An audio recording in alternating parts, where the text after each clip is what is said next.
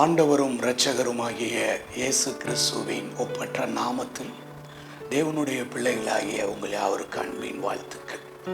இன்றைய தேவ வார்த்தைக்கு உங்களை அன்போடு கூட வாழ்த்தி வரவேற்கிறேன். ஆதியாகமத்தின் புத்தகம் 15வது அதிகாரம் 1வது வசனம்.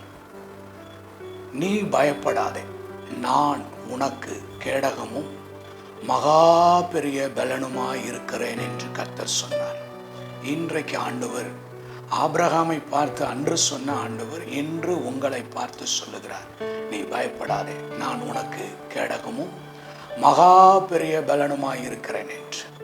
இன்று உங்களுக்கு முன்பாக இருக்கின்ற ஒவ்வொரு காரியத்திலையும் ஆண்டவர் உங்களுக்கு பலனாயிருந்து அதிசயங்களை நன்மைகளை காண பண்ணுவார். God bless you. ஆமென்.